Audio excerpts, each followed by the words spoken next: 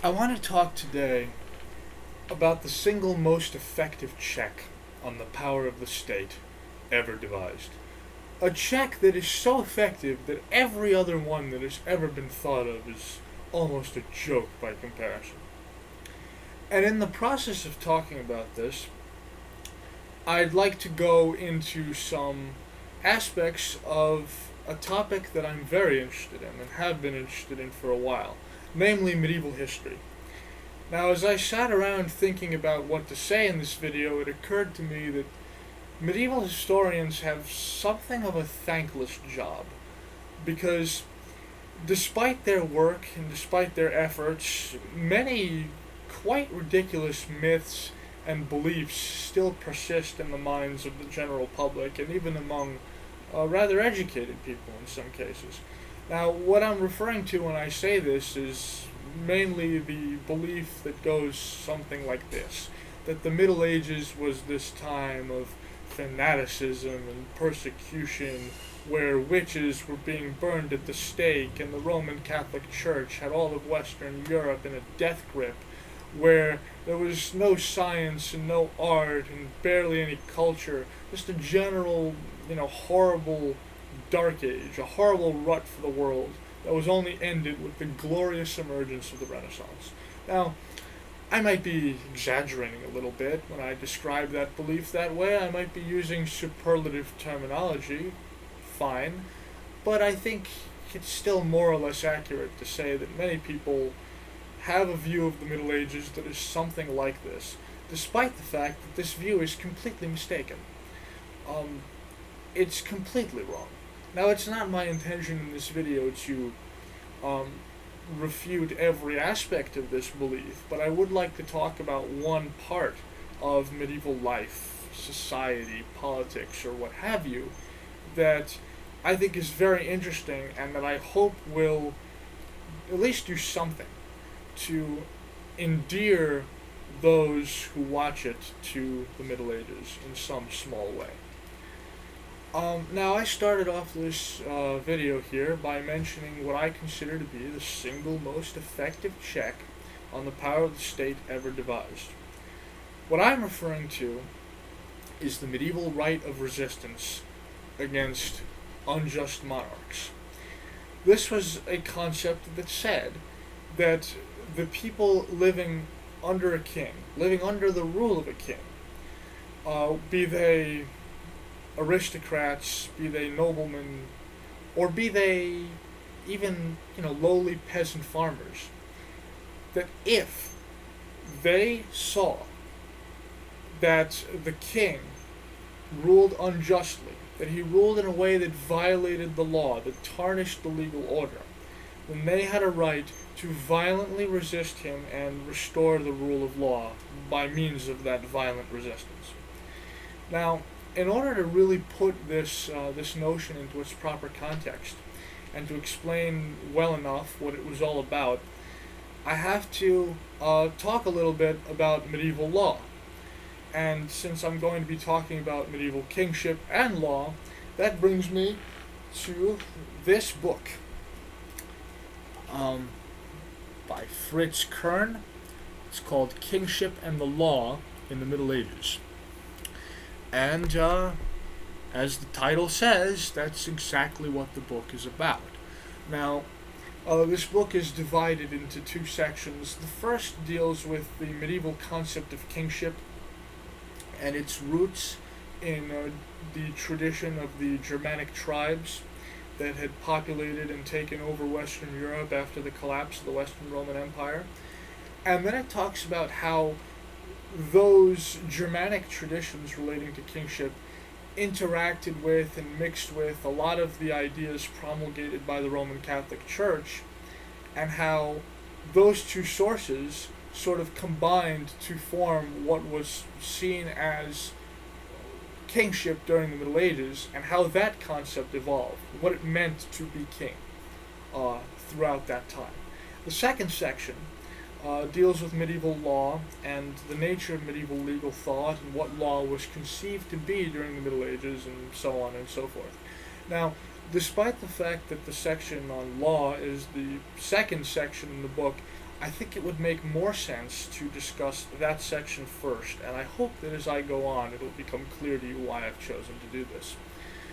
Now, as I just mentioned, and this is not only true for kingship but for law as well, the medieval view of law was the result of a combination of inheritances from the Germanic tribes that I referred to, as well as the Roman Catholic Church. But the most important thing to understand about how law was conceived of during the Middle Ages, especially during the early Middle Ages, by which I mean any time essentially before the 13th century, the most important thing to understand about that is that at the center of medieval legal thought, as it was at the center of really anything in medieval thought, was God.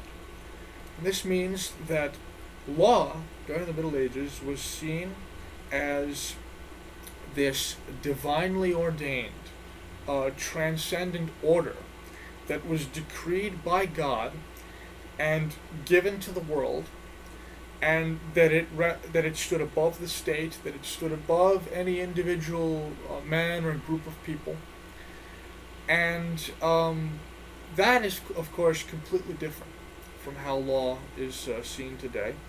Today, law is seen as just the product of the state.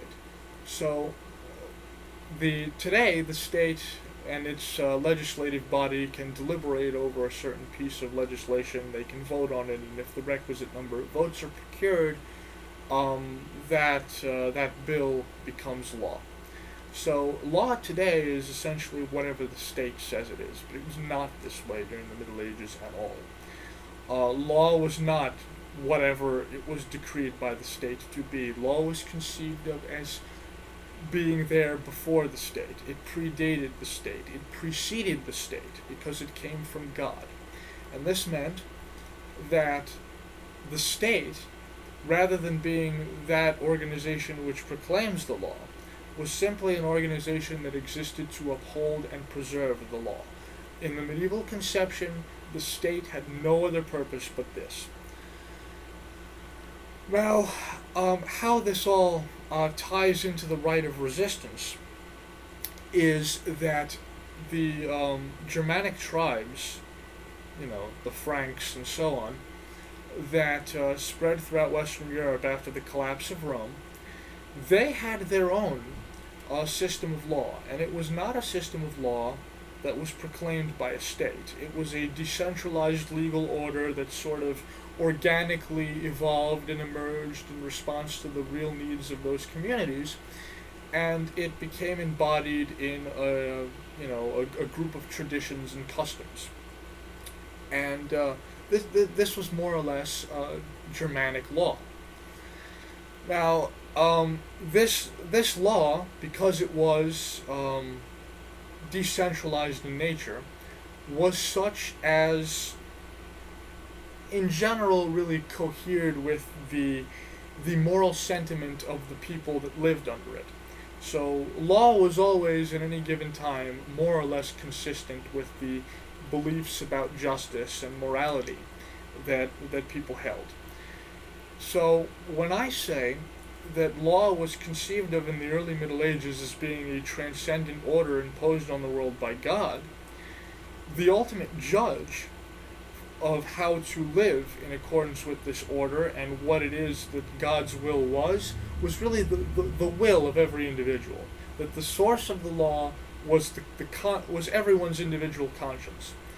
The individual conscience of anyone in particular, any one individual in particular, was the ultimate arbiter of what was and was not lawful in the early Middle Ages. This had profound ramifications for statecraft and what the state was or could become. Now, a few other things to understand about kingship in the Middle Ages. According to Germanic tradition, divine right, as it later came to be understood, and absolutism and that whole complex of notions did not exist.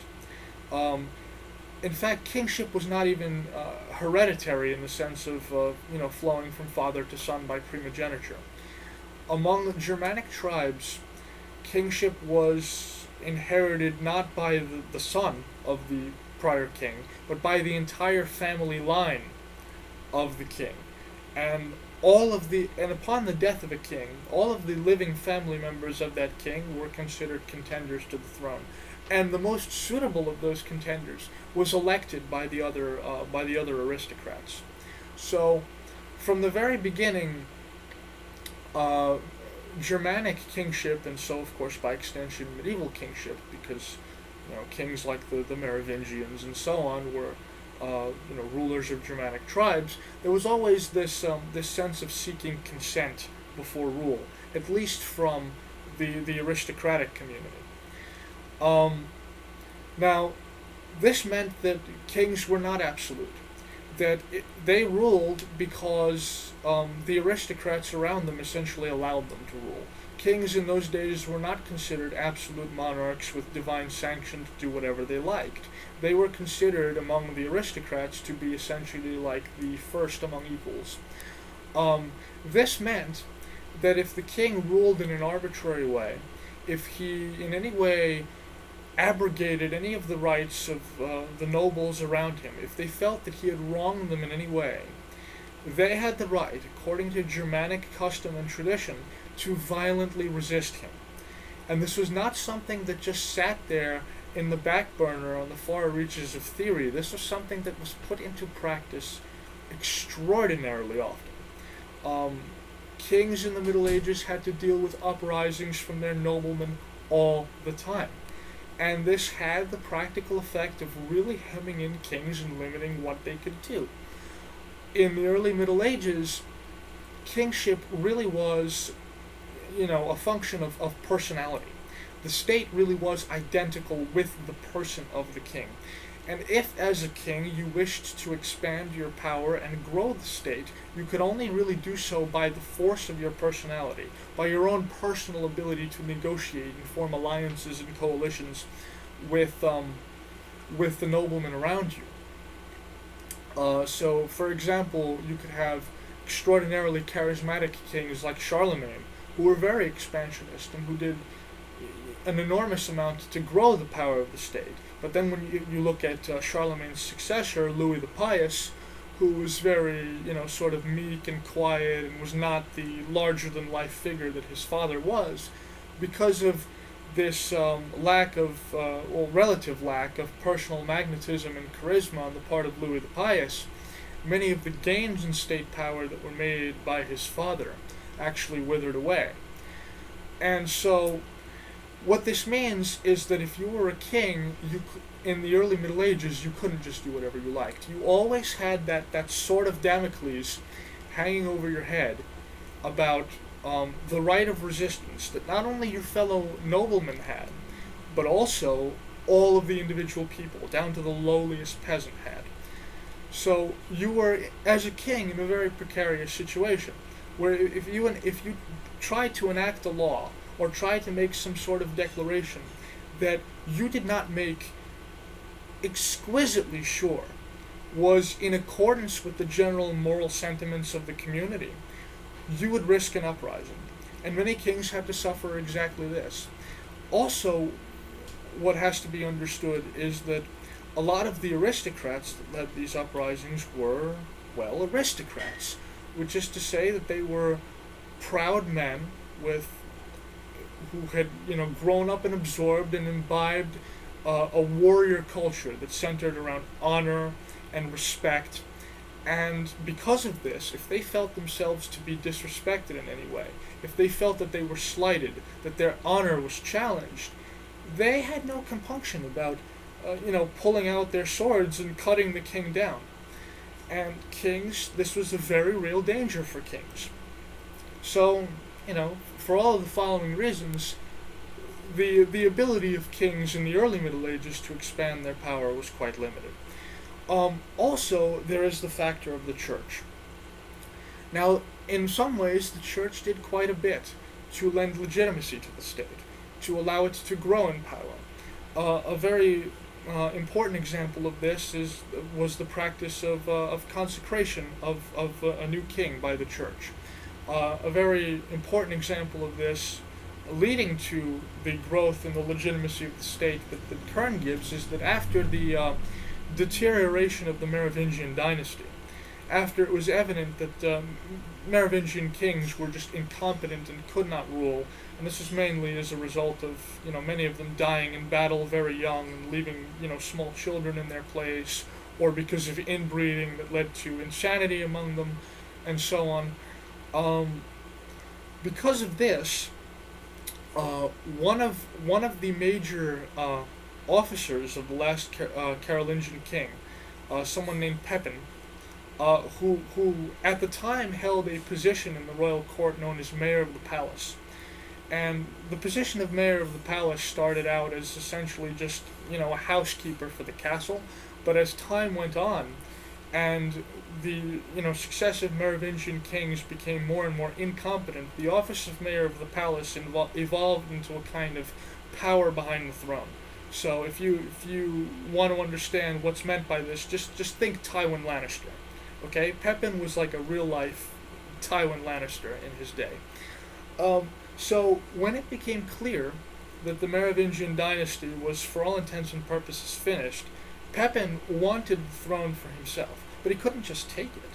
The Merovingians and their dynasty, their family, their clan, were the ones that had established that old Germanic traditional kinright to it. And he couldn't just seize the throne without upsetting all of this tradition and throwing the legal order into chaos and pissing off a ton of people. So it was very difficult for him to decide what to do. And what finally made it easier for him, what enabled him to finally do what he wanted, is the sanction of the church. It was seen that these Merovingian rulers were, incompetent. They had all sorts of mental issues due to inbreeding, and so Pepin made alliances with church authorities and had them declare the final Merovingian ruler to not be a true king, and then to consecrate him, and then through that act of consecration they lended legitimacy to him. And of course it was through Pepin that the Carolingian dynasty started. Now that's one example of the church acting in such a way as to add power to the state, as to add legitimacy to it. But there were other ways in which the church did the opposite, in which it placed severe and serious limits on the growth of state power. Now, as the church's involvement in royal activities began to grow, church authorities naturally began to believe that they themselves, not only because they were directly involved in things like consecration, but because they were members of the church, began to believe that much of the say, increasingly more of the say of what a king does, should come down to the arbitration of the authority of the church. And this eventually culminated in the investiture controversy, which Kern devotes some space to, between the Holy Roman Emperor Henry IV and Pope Gregory VII. And this was in the 11th century. The investiture controversy was a conflict, a seminal conflict between church and state, about whether it was the emperor or the pope that could, essentially create bishops, that could, imbue bishops with the authority that goes with being a bishop. The Holy Roman Emperor, Henry, as emperor, decreed that it was his right to do this, and the Pope, as Pope, said that it was his right. And so from this was born, a slew of tracts and learned articles going back and forth between supporters of one and the other camp, each arguing for their position. And out of this debate emerged a lot of the concepts that we now associate with modern constitutionalism. It's actually quite fascinating how all of this led to that. One very prominent example, is what eventually became known as the doctrine of the tyrannus. So I mentioned first how the church, a way in which the church acted to increase the power of the state. The doctrine of the tyrannus was the major way in which it acted to limit the power of the state. Now, in the investiture controversy, Pope Gregory VII wanted to assert his authority at the expense of the Holy Roman Emperor, and so he began looking for justifications to impose limits upon state power. And since he had this entire body of Germanic customary law already in place, he made use of it, and he appropriated it to his own needs. From things like this began emerging these scholastic notions of natural law and things of that nature. And so thinkers that were on Gregory's side of this debate began to say things like, there is a natural divinely ordained law which stands above even the king, and which it is the purpose of the king to uphold. And so they appropriated this Germanic right of resistance by saying that every individual person, if he felt in his soul that the king was acting unjustly, had not only the right but the duty to violently resist the king, to stop him, and to restore the law to supremacy, to restore the true law to prominence of place. And this eventually wound up culminating in the idea that regicide was acceptable if committed against a king who acted contrary to God's law. This idea was, of course, expressed most eloquently and most fully by John of Salisbury. And, of course, John of Salisbury essentially wrote that any king who did not rule in accordance with God's law was no true king, and so could justifiably be killed. That was the major way in which the church acted as a limitation on the power of the state. But there were further things that emerged from this debate. In response to those arguing in favor of the church's authority over the state came defenders of the state. And these people were the first defenders of absolutism and absolute monarchy. Now, in the original Germanic conception of kingship and of law, it is held that subject and king swear an oath of mutual fealty to one another, and it is by virtue of the swearing of this oath and of the obtaining of the consent of the subject in this way that the king is imbued with the right to rule. Now, it is easy to think of this arrangement as a sort of social contract, but Kern goes to great lengths to explain why, in fact, it is not like this at all. Because the oaths that were sworn in the Middle Ages were, as I said, oaths of fealty. But a fealty oath is not the same as a contract. In a private contract, you have one party and another party that reach some sort of agreement, and they each have things that they must do as stipulated by the contract. And if one party breaks their part of the agreement, the other party is thereby freed from all obligation. So this is essential. So a contractual arrangement is one, involving two parties essentially. But a fealty oath was not like this. In an oath of fealty, what really happened is that both subject and king swore a solemn oath to the law, which again was held as being this objective, transcendent, divinely ordained thing. And like I said, they all swore an oath to the law, which means that if the king did not uphold and obey the law, as was his duty, it was the right of the subject to resist. And if the subject was unlawful, it was the right of the king to employ the might of the state to, enforce the law, and so on. So it wasn't a contractual agreement. However, the defenders of the absolutism in the investiture controversy spun this original Germanic fealty oath idea into a sort of social contract-like notion. And they said that the subjects of the king, upon swearing fealty to him, entered into a contractual arrangement with the king wherein they agreed to go under the king's protection and swore eternal obedience to the king, and that this oath was irrevocable, that it was unjust, that it was always unjust to resist the king no matter what he did. You swore loyalty to the king, and that was that, period, full stop. That was the nature of the contract, according to these early medieval defenders of absolutism, and this is again in the 11th century.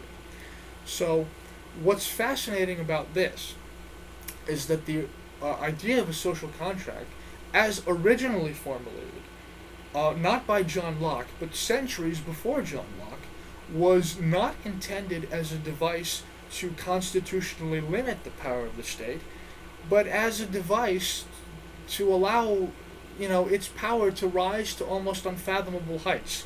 That the idea of the social contract, as originally promulgated, was an idea that essentially rubber stamped all of the actions of the king. And this is fascinating because one of the libertarian critiques of the idea of a social contract, which is that, if it's true that if simply by being born in a given territory you tacitly consent to the actions of the state, well, that really makes everything the state does acceptable. This is, pretty, standard libertarian criticism of it. But the funny thing is that these original defenders of absolutism, which first came up with this idea of social contract, said exactly that. They said exactly that thing. Now, the defenders of the Pope responded by taking the absolutist idea of social contract and flipping it on its head. They turned it around completely. And this is the genesis of the more modern idea of a social contract as a device to limit government power. But this was born in response to these absolutists. And the most extreme of these, pro-church kind of anti-state thinkers in the investiture controversy was someone named Monegold of Lautenbach. And the modern idea of the social contract, as far as I know, was first conceived of by him. Monegold said that the king was essentially like an employee to his subjects, that he was chosen by them and given their consent to protect them and defend their rights. But if he failed to do this, the subjects could dismiss him at any time. And not only if he failed to uphold their rights, but he went further, or at least it seems so to me from Kern's description in his book, which may or may not be accurate because I haven't read Monegold's work directly. But Kern seems to say that Monegold believed that the people could simply dismiss the king on a whim, as you would dismiss an unruly employee or something of that sort. And so it's actually with him that the idea of the social contract was born. This is, again, centuries before Locke. All fascinating. And the other fascinating thing is that this idea of social contract as a device to limit government power, which was actually a response to the original idea of social contract as a rubber stamp on government power, actually leads to a further point about constitutionalism in general. Now, as I talked about, law in the Middle Ages, in the last analysis, resided in the soul, in the breast of every individual man, of every individual member of the community. And it was not actually formally written down. It was not formally codified. Law books, in the sense that we know them today, did not really begin to emerge until the 13th century, which was also around the time that Roman law was rediscovered, and that began making the rounds among educated people at the time. But the early medieval conception of law, the early medieval law, was unwritten, it was traditional, it was customary, and it was just sort of indefinite, in the sense that it was whatever the moral and sentiments of the community saw it as. Now, because of the indefinite nature of this, as I already explained, it was an extraordinarily effective check on the growth of state power. But, starting in the 13th century, as Roman law was rediscovered, people began formally codifying law. They began creating formal law books. And eventually this led to the codification of formal statutes. This was originally praised, and it is praised by Kern, as a great innovation over the legal conception, over the medieval conception of law. And I should pause here, by the way, to say that Kern is no libertarian. He is describing the medieval conception of law as it was, but he very explicitly disavows it. He points out that it was extremely effective in limiting the state and hemmed in the state too much, in his opinion. So he explicitly rejects this medieval conception as he describes the conception, because it was too limiting on the state for him. So he's not a libertarian, but his book is nonetheless extremely valuable. Anyway, as law began to be codified, the impulse to create formal constitutions began to arise, because the right of resistance, as it existed in the early Middle Ages, was, for lack of a better word, was anarchic. If one proud aristocrat felt that the king had offended him, he was liable to start a war. And with the codification of law, it became more definite as to what it was that really was a violation of the law or not. It wasn't just something that, was in one's own, within one's own personal judgment, in one's own conscience. And so as this was formally codified, constitutions were created, formal rules were created, and then formal legal processes for dealing with kings who overstepped their just constitutional bounds were created.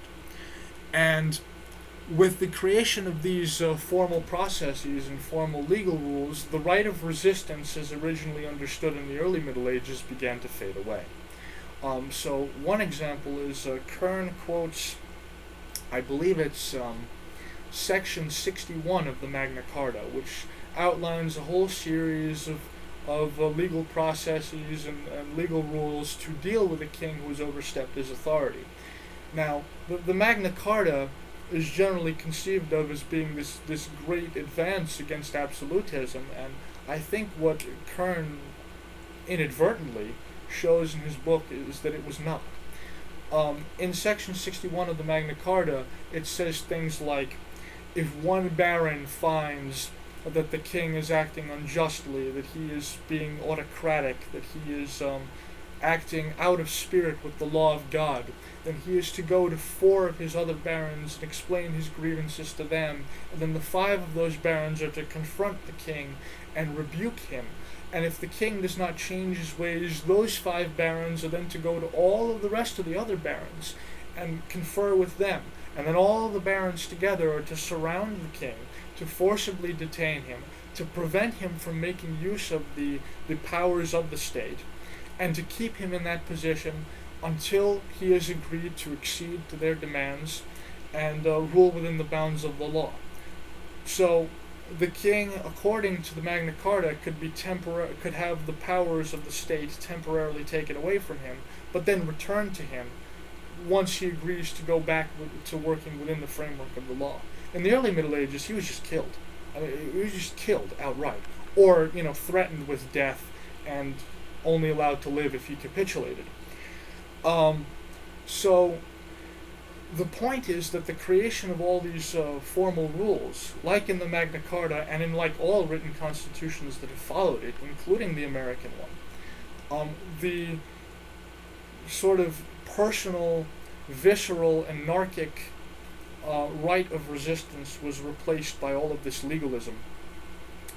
And because it was, kings no longer had this giant sword of Damocles hanging over their head that if they did something wrong, someone who took offense to it might rise up and kill them. And so they began slowly becoming more and more comfortable with being autocratic. And of course, the result of this is that they were. So, what are we to learn from this? Well, it turns out, as Kern's book wonderfully, though I say again inadvertently because he's no libertarian at all, as his book shows, formal written constitutions, rather than limiting the power of the state, as they're generally conceived to have done, actually facilitated its expansion. And that it was the decentralized, unwritten, emergent, sort of organic, naturally evolving law of the early Middle Ages, and the right of resistance coupled with it, that was the single greatest check on the power of the state, ever. and that in comparison to the ability with which this right was able to slow down the growth of the state, by comparison, written constitutions are a joke, because in the early Middle Ages, although the power of the state did increase dramatically under the reigns of some kings, most notably Charlemagne, overall, the many of the gains that Charlemagne made in state power were undone by his descendants, and overall, the power of the state, if it really grew at all during this time, it grew at a glacially slow pace. A glacially slow pace, and once you add to that the fact that the early medieval state was microscopic by comparison with today and astonishingly small, you realize that after the adoption of formal constitutionalism and all of these kind of rules, growth in state power just took off. So I guess my two fascinating historical points about medieval law are that social contract theory was originally created with the intent of being a rubber stamp on absolutism and arbitrary, irresponsible government, and that constitutionalism, rather than slowing down the growth of the state and impeding it, actually helped to facilitate it. So I think that there's a lot to admire in this early, medieval conception, in the early medieval right of resistance, and there's a lot to admire in the pride and the love of freedom that these aristocrats had, and it's because of their efforts that the state remained as small as it did for as long as it did. If you want to really get an idea of how shockingly different things were then to how they are now, try to imagine Barack Obama's cabinet members rising up against him and threatening to kill him because of his indiscriminate use of drone strikes. It's unthinkable. Now, the one libertarian concept, the one idea probably, friendly to libertarians that is sort of descended from the right of resistance is nullification. But it should be obvious that state nullification, the idea that, at least in the United States, that a state within the United States, if its government deems that an action of the federal government is unconstitutional, that state may lawfully intercede and, disobey the law and not carry it out and so forth. It should be obvious that this right of nullification is, although probably descended from the original medieval right of resistance, is just a highly, highly weakened and emasculated version of it. In general, constitutionalism has been a boon to state power, and the resulting emphasis on natural rights by people like Locke in Locke's time was actually a reaction against absolutism and an attempt to restore the early respect for the divinely ordained, transcendent, natural legal order that was respected during the Middle Ages. Unfortunately, through Locke, it only made a very incomplete and highly weakened comeback. So, in general, constitutionalism, not a good idea.